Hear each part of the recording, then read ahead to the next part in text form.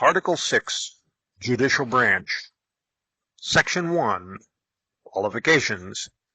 No person who was or is a lawyer should be a judge for reasons of conflict of interest. Judicial officers include judges, prosecutors, defense lawyers, and jurors who must be at least 35 years old and lived in these United States of America at least 14 consecutive years just prior to the election. Prosecution victims and defense defendant may hire any person they choose as their respective primary counsel, regardless of other qualifications, and must be allowed to work alongside the elected counterpart officer in government, with the victim and defendant choosing their respective lead counsel. Section 2, Multiple Jurisdictions.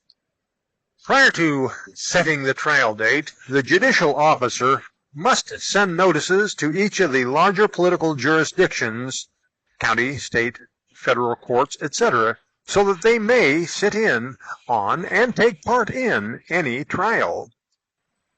The trial date must be set at the earliest convenience of the defense, the same day if requested, but no later than 3 days after the ticket or arrest is made, if no earlier date is requested.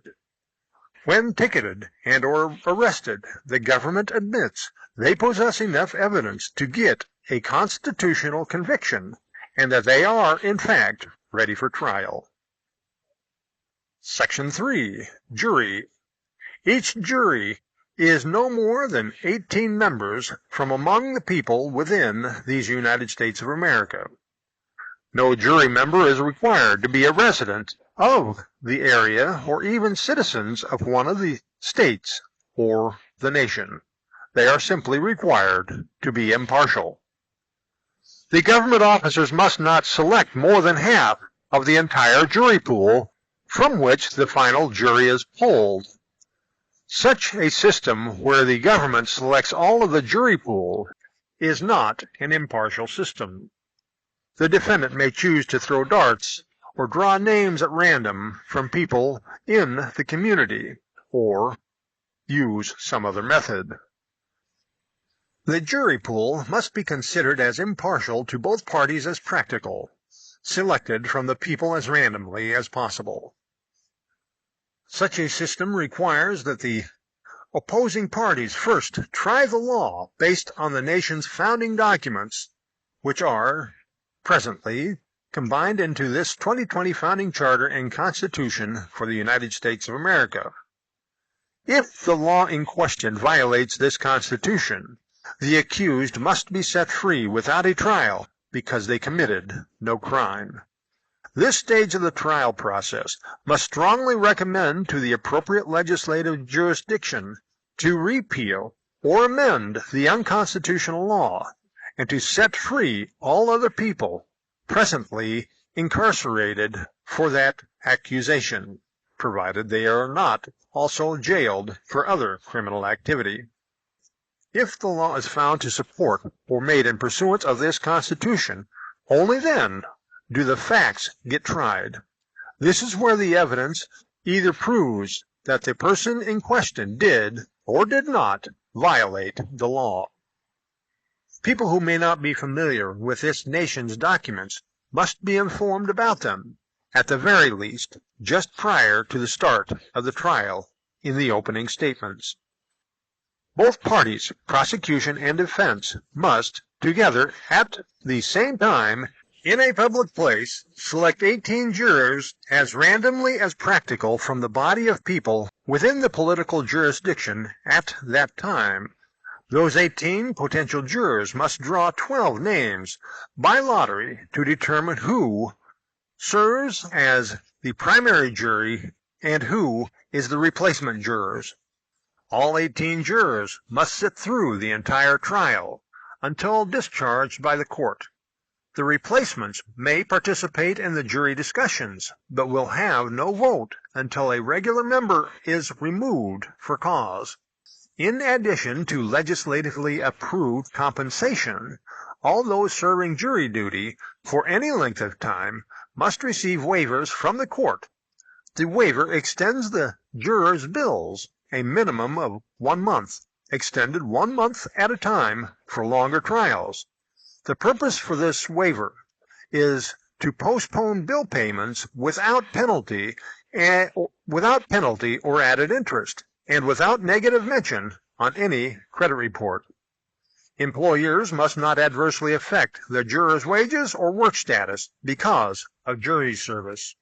Any entity to whom money is owed during this time is also included, as they must not adversely affect the jurors' credit status because of jury duty. In both criminal and non-criminal cases, the jury must have 12 members who decide the verdict. Juries must hear only one case at a time through to the final verdict. Jurors will be transported to and from the trial to the hotel by the sheriff's department if the trial is longer than 1 day. The defendant must be asked to take the stand. Once there, the court, judge, prosecutor, and defense must inform the defendant of their rights to not give testimony that might convict themselves. That if they choose to answer any question, it does not obligate them to answer any other questions. Defense counsel may and should advise their client regarding each question as to whether it could be considered as self-incriminating. Defense counsel should be alongside their client during questioning in order to provide off-the-record confidential sidebars to advise the defendant as needed. Jurors must be the type of person that they would like sitting in the jury box if they were accused of a crime that they claim they did not commit. These same jurors also must be the type of juror they would like sitting in the jury box if they were the victim. Each juror lives with the verdict they decide. Therefore, each juror must carefully balance these two positions.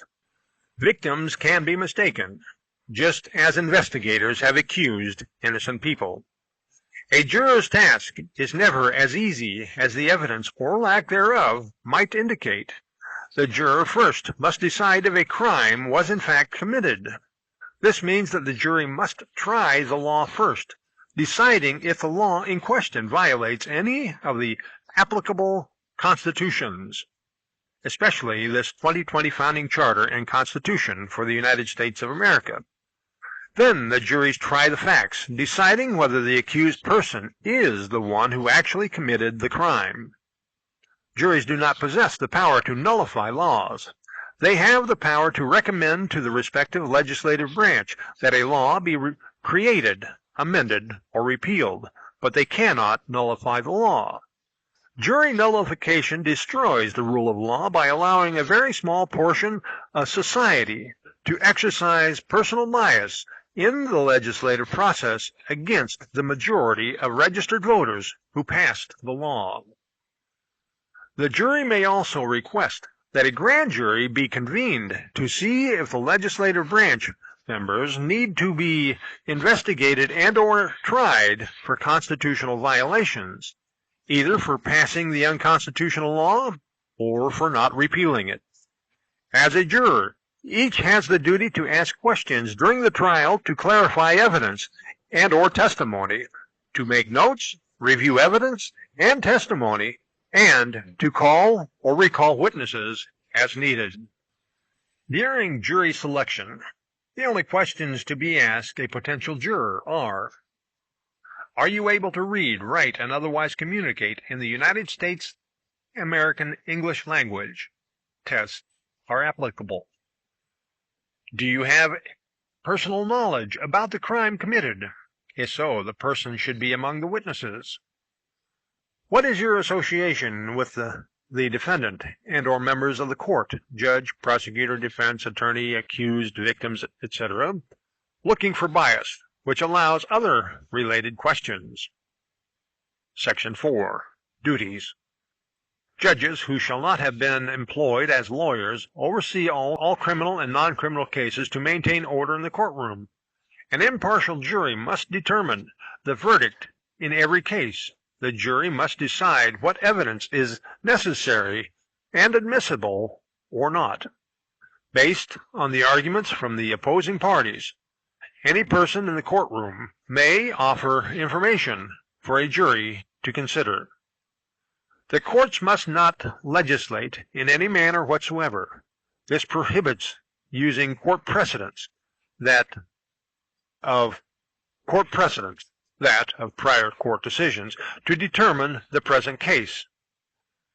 This also prohibits using judicial review, which is an unjust court power to establish the meaning of either the laws or the Constitution's content, which unconstitutionally amends the Constitution, a power not granted to the courts. Only a panel of jurors decide guilt or culpability in every criminal and every non-criminal case, based on that case's own merits, regardless of the severity of accusation or the penalty in question. Without regard as to social economic class and to ensure social stability, juries must impartially and without bias decide each case based on the evidence and testimony presented. The judge must impartially and without bias carry out the sentence according to the rule of law, as the mandatory penalty must be stated within the law that the person is accused of violating. Without that penalty stated within the law for violating that law, no crime was committed. However, injured parties may seek restitution via the non-criminal jury trial. In all criminal cases, the defense counsel, judges, and prosecutors must, in accord with general practices as best they can, make sure that the accused person knows their rights and the limited powers granted to the government regarding those rights. It is not the government's duty to tell citizens what rights they possess. It is the citizen's duty to remind the government of its limited, constitutionally granted powers. The accused person's rights must remain free of government violations, while also assuring that the victim's rights are also equally protected. In non-criminal and criminal cases, in open court, the prosecution and defense attorneys must assist the judge in ensuring that opposing parties comprehend the laws pertaining to their case. This process does not prohibit any party from obtaining independent advice, from whom do not have to be a lawyer, in either criminal or non-criminal cases. Each larger level judicial jurisdiction is the appellate court for the next smaller level jurisdiction.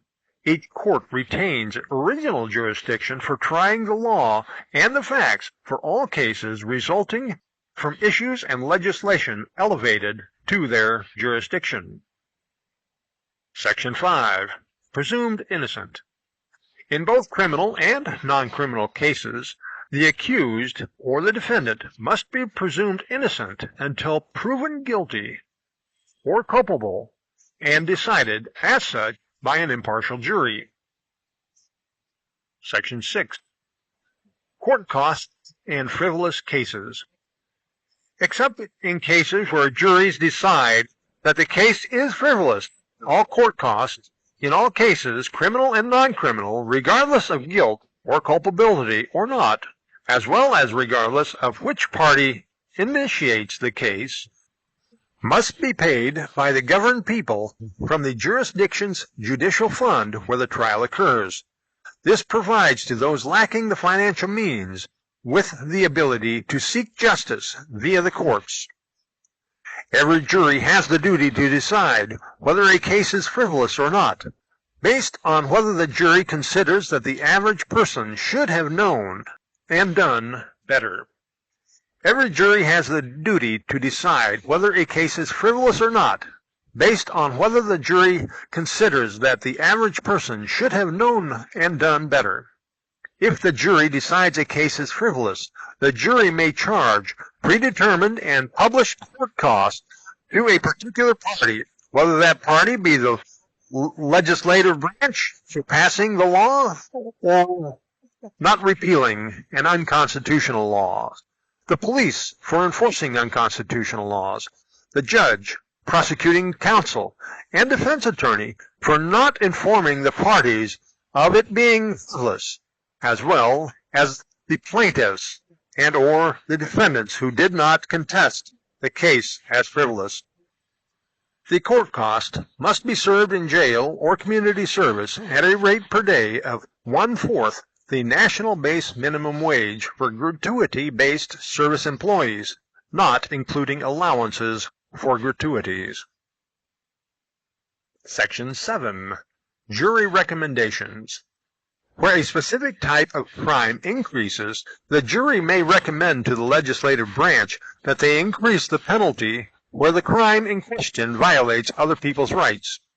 Otherwise, the jury may recommend amending or repealing a law if the criminal accusation resulted from the acts between consenting adults, or if the actions do not harm others or their property, which ordinarily would qualify as unconstitutional laws. Jury recommendations for altering or repealing current laws do not alter any case prior to the possible legislative changes. When the people, through their legislative duties, repeal or amend a law, they free all people incarcerated for that offense from serving any more time associated with that act. It does not alter any other sentences for other convicted actions.